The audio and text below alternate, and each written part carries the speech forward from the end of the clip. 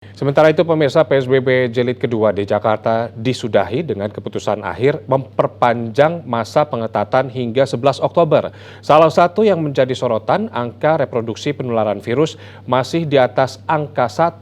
Selain itu, selama PSBB jumlah denda yang terkumpul dari pelanggar protokol kesehatan lebih dari 200 juta rupiah. Apakah ini berarti masyarakat memilih abai atau strategi pengetesan, pelacakan, dan penanganan yang belum maksimal?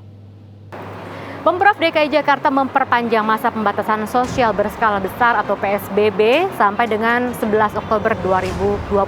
Perpanjangan masa PSBB total ini dilakukan setelah evaluasi dari gugus tugas percepatan penanganan COVID-19 DKI Jakarta.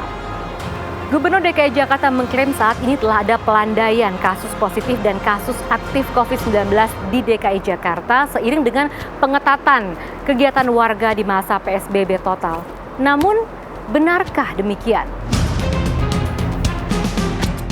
Tujuan pembatasan sosial berskala besar total adalah menurunkan angka penyebaran virus COVID-19 dan berbagai faktor turunannya, termasuk ketersediaan kamar di rumah sakit.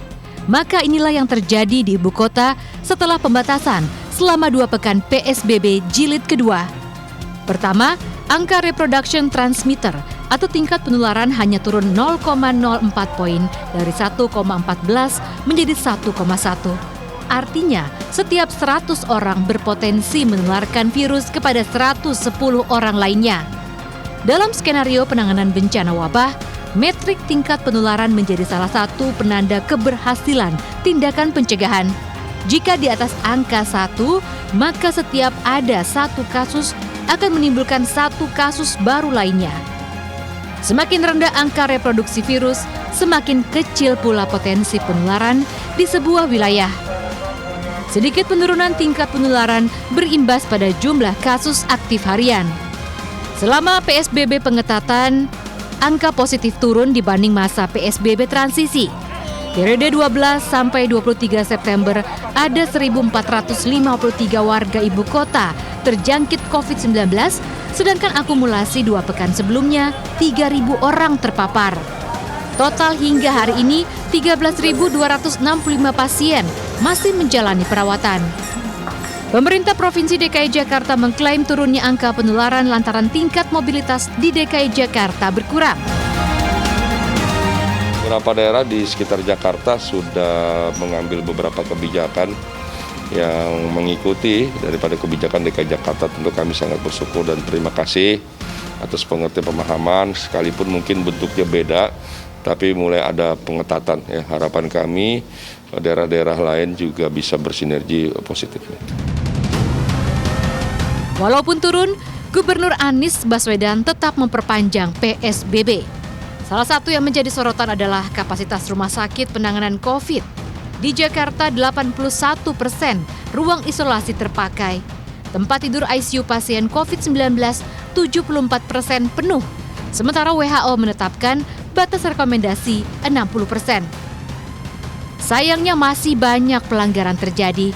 Bahkan 1.400 lebih warga ibu kota memilih membayar denda saat terjaring razia. Jumlah yang dikumpulkan selama PSBB jilid 2 pun di atas 200 juta rupiah. Sementara 19.000 warga lain tidak mengenakan masker memilih menerima sanksi sosial. Punya mobil tuh gak bayar udah 5 bulan tahu gak? Ya udah, makanya kau juga jangan banyak ngomong kok ngajak berantem. Masih tingginya angka pelanggaran, penularan, dan kasus positif boleh dibilang pekerjaan rumah penanganan COVID di ibu kota belum selesai. Disiplin warga menerapkan 3M, memakai masker, mencuci tangan, dan menjaga jarak, semestinya sejalan dengan porsi pemerintah konsisten 3T, tes, tracing, treatment, atau pengetesan, pelacakan, dan penanganan. Akhirnya dikhawatirkan Pemprov DKI Jakarta akan terus memperpanjang masa PSBB hingga tahun depan jika wabah virus corona tidak juga bisa dikendalikan.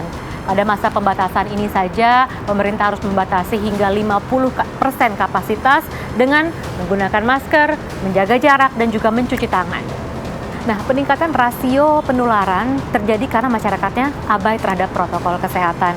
Saat ini juga harus meningkatkan rasio pelacakan, yaitu 25 orang per 1 kasus COVID-19 di DKI Jakarta. Yang kita ketahui saat ini rasio lacak di DKI masih cukup minim, yakni di bawah 5 per 1 kasus.